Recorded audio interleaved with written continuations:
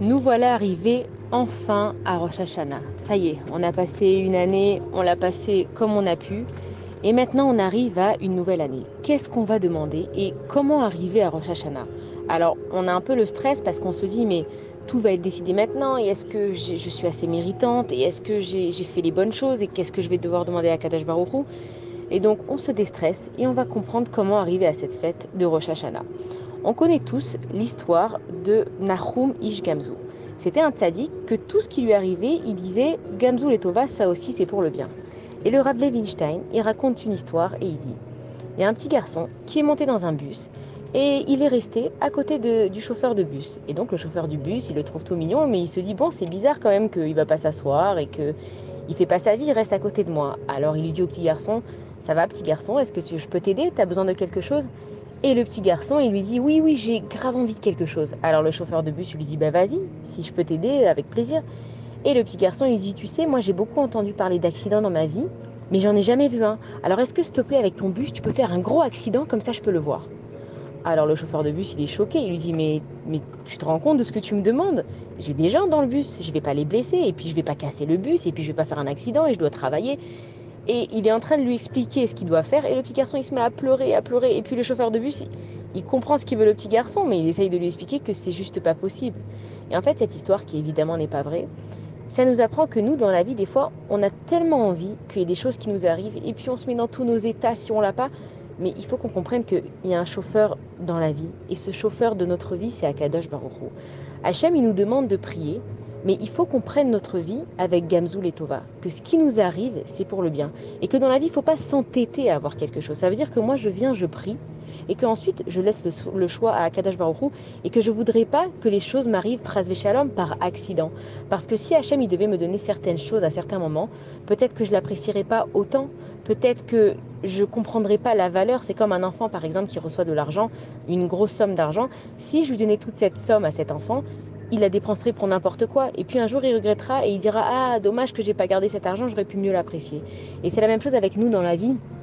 C'est que des fois, on prie pour des choses et puis on est sûr que c'est le bon moment pour que je me marie, et c'est le bon moment pour que j'ai des enfants, et c'est le bon moment pour que j'explose financièrement, etc. Mais à Kadesh Baruch Hu, il nous dit écoute, moi je suis le chauffeur, fais-moi confiance. Je sais où tu dois aller et je sais à quel moment tu dois recevoir ce que tu dois recevoir. Maintenant, quand on arrive à Rosh Hashanah, donc on est là, on est devant notre livre de prière ou pas, pour ceux qui peuvent prier ou ceux qui prient avec leurs mots, et puis on demande des choses à Kadosh Baruch Hu. Mais en fait, on est gêné, on ne sait même pas quoi demander des fois. Et puis on se dit, mais j'ai fait tellement d'avérotes dans ma vie, qu'est-ce que je vais demander à Kadosh Baruch Hu? Et qu'est-ce qui fait qu'on arrive avec plein de doutes à Rosh Hashanah? C'est le Yetzer Hara, c'est le mauvais penchant. Et comment il fonctionne avec nous, le mauvais penchant? Il est très intelligent. Il vient pas chez moi, il me dit, vas-y, vole cette personne, vas-y, frappe cette personne, vas-y, venge-toi. Qu'est-ce qu'il fait le Yetzer Hara? Il nous endort dans la vie de tous les jours. Il nous dit oh, t'as allumé la lumière Shabbat? Bon, ça va, c'est pas grave, t'as pas fait exprès. Oh, t'as dit du Lachon Hara? Ouais, mais regarde, t'as vu comment elle t'a fait souffrir cette personne? Ça va, t'avais juste besoin d'en parler, ça va, c'est pas grave ce que t'as fait. Et en fait, le Yetzer Hara, il nous endort dans notre vie. Et donc, à Rosh Hashanah, il y a ce son du chauffard qui vient et qui nous réveille. Et qui nous dit ne te laisse pas emporter par la vie. Fais attention à ce que tu fais. Ne te laisse pas endormir. Et donc, ce son du chauffard, il vient et il nous réveille. Et quand on arrive et qu'on entend ce son du chauffard, on en vient à regretter nos fautes maintenant. Comment on demande à Akadosh Baruch Hu de nous accorder le pardon? Alors il faut qu'on comprenne que comment on se fait pardonner de ses fautes, c'est par amour envers Akadosh Baruch Hu. Ça veut dire que si j'ai fauté en fait, c'est que j'avais pas assez d'amour pour Akadosh Baruch Hu. Parce que si mon amour pour Akadosh Baruch Hu, il était vraiment hyper sincère et hyper complet, ben je vais pas fauter. Pourquoi j'irais faire de la peine à Akadosh Baruch Hu? Donc on se rend compte finalement qu'on manque d'amour envers Akadosh Baruch Hu. Et comme une bouteille d'eau qui est vide, qu'est-ce que je dois faire pour la remplir? Je mets de l'eau dedans. Et c'est le même principe avec Akadosh Baruch Hu, c'est que quand je me rends compte que finalement j'ai fauté parce que je suis pas assez proche de Hachem, parce que je comprends pas assez ce que Hachem il me demande, parce que je suis pas assez satisfaite de ce qui m'arrive dans ma vie, donc j'en viens à regretter par amour. Et Hachem il nous dit si tu regrettes par amour, si tout le chemin que tu fais vers moi c'est par amour pour moi, alors tes avérotes, tes fautes, moi je vais te les transformer en mitzvot. Et c'est comme ça qu'on arrive et qu'on peut demander des choses à Akadosh Baruch Hu. Et donc on connaît cette chose-là, qu'on arrive devant Hachem, et qu'il y a 3 livres, le livre des tzadikim, le livre des justes, le livre des bénonim, de ceux qui sont au milieu, et le livre des rechaïm, le livre des méchants, qu'on ne va pas parler parce que personne ne veut être dedans. Et donc Akadosh Baruch Hu, il vient et il ouvre ses livres devant nous. Et nous, on se dit, Hachem, il va inscrire notre nom. Mais qu'est-ce qu'on fait en fait à Rosh Hashanah? À Rosh Hashanah, on prie et on dit quoi à Hachem? On lui dit, inscris-moi dans le livre de la vie. Hachem, inscris-moi dans le livre des bonnes nouvelles. Hachem, inscris-moi dans le livre de la Parnassa. Hachem, inscris-moi dans le livre des enfants. Hachem. Et en fait, c'est nous qui demandons à Hachem de nous écrire dans le livre. C'est pas Hachem qui me dit, toi, je t'inscris ici parce que tu as fait ci et tu as fait ça. Quand on arrive à Rosh Hashanah, on est propre. On a regretté nos erreurs, donc on peut très bien être des tzadikim. Mais Hachem, il nous dit, attends, tu veux être dans le livre des tzadikim, il n'y a pas de problème. Mais un tzadik, il se travaille sur lui. Un tzadik, il va pas faire de la shonara. Un tzadik, il va faire tout ce qui est juste. Alors nous, on se dit, bon, alors c'est peut-être un petit peu prétentieux de ma part de vouloir être dans le livre des tzadiks. Donc Hachem, peut-être je vais aller dans le livre des Benoni. C'est quoi le livre des Benoni? Hachem, il nous dit, le livre des Benoni, c'est celui qui est au milieu. Ça veut dire c'est comme ci, comme ça. Alors là, nous, on va dire à Hachem, moi, je crois que je peux faire comme ci, comme ça. Hachem, il nous dit, il n'y a pas de problème. Mais si tu veux être dans le livre des comme ci, comme ça, alors ta vie, elle va être comme ci, comme ça. Ça veut dire quoi? Ça veut dire que des fois, tu seras joyeux, et des fois, tu seras malheureux.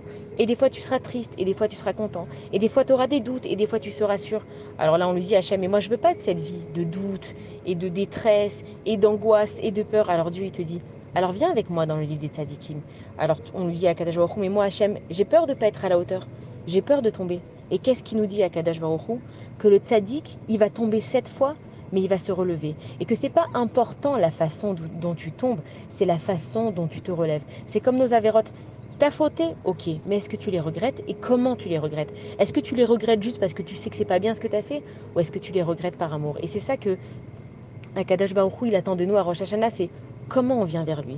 Et on voit que quand on arrive à Rosh Hashanah, c'est le jour le plus important de notre vie, puisque qui sait comment on va passer cette année?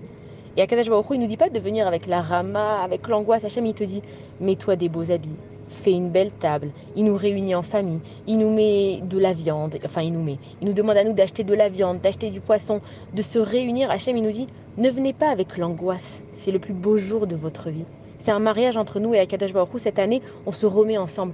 Venez avec la joie. Et c'est ça ce qu'il nous demande à Akadosh Baruch Hu à Rosh Hashanah, c'est regrette tes fautes, mais par amour. Ne viens pas pour faire semblant. À Rosh Hashanah, comme les autres jours de l'année, mais encore plus à Rosh Hashanah, on ne peut pas arriver devant Akadosh Baruch Hu et lui dire ah, cette année, Dieu, je vais cartonner, je vais être le meilleur et tout. Et le jour même de Rosh Hashanah, on tombe. Ce qu'il faut qu'on vienne, c'est qu'on vient à Rosh Hashanah avec sincérité. On lui dit Hachem, inscris-moi dans le livre des justes. Ah, mais tu vas réussir à rester dans le livre des justes? Je sais pas, Hachem, mais je vais essayer. Est-ce que tu peux venir avec moi? Et là, Hachem, il vient et il nous emmène avec lui. Et donc, quand je veux passer une bonne année, moi je demande à Kadosh Baruch Hu de me faire passer une bonne année. Mais Hachem, il est kulotov. Hachem, il est rempli de bonté. Donc comment est-ce que mon année, elle peut être pas bien? Et donc on revient à ce qu'on a dit au début, c'est que quand on prend notre vie et notre année en tant que Gamzoul et Tova, que ça aussi c'est pour le bien, alors mon année, elle peut que être bien. Parce que si je me rends compte que tout ce qui m'arrive dans ma vie, c'est juste pour me parfaire, c'est pas pour me faire tomber, c'est pas pour faire de moi quelqu'un de pas bien, c'est justement pour travailler sur mes midotes, être quelqu'un qui contrôle ses midotes. Les midotes, ce sont des émotions, c'est la colère, c'est la radinerie, c'est toutes ces choses-là. Hachem, il m'envoie des épreuves pour que je sois en contrôle de moi-même, pour que je sois un ben Torah. On dit derech eretz kadma la Torah, que le savoir-vivre, il est avant la Torah. Quelqu'un qui sait bien se conduire, quelqu'un qui va étudier mais qui n'a pas de manière, qui va pas tenir la porte, qui va pas ramasser le verre qui est devant lui, qui va pas dire bonjour, qui va pas sourire, ça sert à rien qu'étudier la Torah parce que la Torah c'est le livre des bonnes manières. Donc quelqu'un qui a des bonnes manières, quelqu'un qui sait comment faire Kiddush Hashem, respecter, faire kavod au nom de la Kadash Baruch Hu dans ce monde, alors il peut étudier la Torah. Et donc moi maintenant quand j'arrive à Rosh Hashanah et que je veux avoir une bonne année, ça dépend pas de Dieu, ça dépend de moi. Et à quel niveau ça dépend de moi? Gamzoul et Tova. Il faut que je sache que moi je vais prier à fond. Je vais demander tout à Dieu. Il y a marqué tout dans le livre de la Tfila. Il y a tout marqué, moi je vais tout lui demander. Mais maintenant, il y a un conducteur de la vie. Peu importe ce que Akadosh Baruch Hu il décide de me donner, Gamzoul et Tova. Moi je sais Hachem, je sais que c'est pour mon bien que tu m'envoies ça. Et si je galère encore cette année parce que j'ai pas trouvé mon mari, j'ai pas trouvé ma femme, je vais pas chercher à comprendre. Gamzoul et Tova. Hachem, peut-être que c'est pas le moment. Et sûrement, si Hachem ne me l'a pas envoyé, c'est que c'est pas le moment. Mais je vais pas lâcher la prière. Il faut avoir les deux. Ça veut dire, je peux pas juste arriver et dire, allez, tout ce qui va m'arriver, Gamzoul et Tova. Non, Hachem, il te dit, vas-y, prie ma fille, vas-y, prie mon fils. Mets ton cœur, mets tes tripes. Et moi, laisse-moi décider de ce qui va t'arriver dans ta vie. Et donc, cette année, pour qu'elle soit bonne ou pas, ça dépend de nous. Et pourquoi on dit que les tzadikim, ils ont des bonnes années? Pourquoi ils sont toujours heureux malgré leurs épreuves? Parce que les tzadikim, ils savent comment prendre ces épreuves.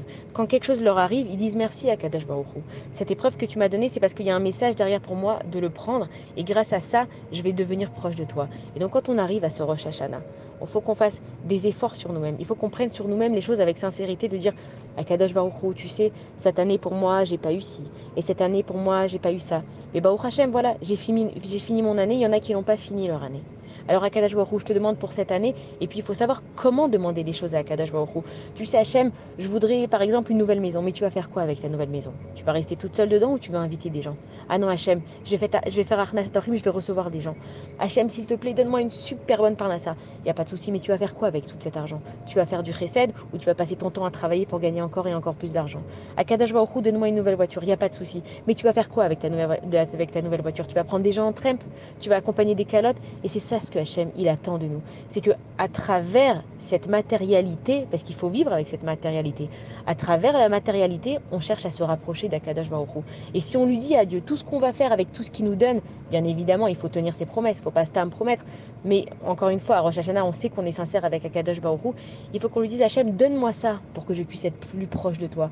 Hachem, merci pour ce que tu m'as donné et s'il te plaît, continue à me le donner. Et donc voilà, quand on arrive à ce Rosh Hashanah, il faut que on soit sincère avec Akadosh Baruch Hu, qu'on se réveille de ce Yetzer Hara qui nous endort. Il ne faut pas qu'on banalise les mauvaises choses qu'on fait dans notre vie et il ne faut pas qu'on s'attriste et de se dire je ne suis pas méritante et j'ai fait plein de lachonara et j'ai fait plein de fautes et moi je suis très loin de la Torah. Personne n'est loin de la Torah puisque Akadosh Baruch Hu, il est accessible à tout le monde. Alors on prend son courage à deux mains, on avoue nos fautes à Akadosh Baruch Hu, on lui dit Hachem, tu sais, je ne suis pas assez proche de toi. Alors aide-moi Dieu à devenir proche de toi. Et il faut savoir que Akadosh Baruch Hu, il connaît tout le monde, il oublie personne et que si tu demandes de voir la vérité de Dieu, Hachem il t'ouvre les portes. Donc je vous souhaite à tous et je nous souhaite et je me souhaite de passer une super belle année et que ça dépendra de nous. De se dire que peu importe ce qui nous arrive, on se rappelle, on va se rappeler de cette voice, que peu importe ce qui nous arrive cette année, Gamzoul et Tova, et que comme ça, chaque épreuve qui nous arrivera ou pas, on sera satisfait puisqu'on sait qu'Akadash Baruch Hu, il veut notre bien. Et je veux profiter aussi maintenant de la nouvelle année pour vous remercier d'écouter mes audios, de m'envoyer des messages de temps en temps, ça me fait plaisir, ça m'encourage. Moi, je ne suis pas une rabbinite, moi, je suis comme tout le monde. Je prends des shiurim à droite, à gauche. Et d'ailleurs, ce shiur, il a été inspiré d'une rabbinite américaine sur Torah Anytime qui s'appelle la rabbinite Amit Yacoubi. Je rajoute mes réflexions personnelles grâce aux shiurim que j'écoute. Et on se renforce tous les uns les autres. Ne pas croire que on est stam dans ce monde et qu'on a stam rencontré cette personne et que c'est juste arrivé que j'habite à côté de cette personne à Kadesh Baruch Hu, il nous donne à tous des missions spéciales. Mais est-ce qu'on a les yeux ouverts? Est-ce qu'on a les oreilles qui écoutent ce son du chauffard qui nous réveille et de nous dire t'as une mission dans ce monde? Ne crois pas que tu vis ta vie métro, boulot, dodo comme les autres nations. Nous, on a une mission à faire. Il y a une voisine, tu lui dis bonjour. Il y a un voisin, tu lui tiens la porte. Il y a ta copine, elle est triste, tu lui envoies un message. On a tous la possibilité à chaque instant et à chaque moment de changer le monde, soit de nous-mêmes, soit de quelqu'un d'autre. Alors, je nous souhaite une Shana Tova, que des bonnes choses, que des bonnes nouvelles, et que peu importe ce qui nous arrive, Gamzoul et Tova. Shabbat Shalom à tous et Shana Tova.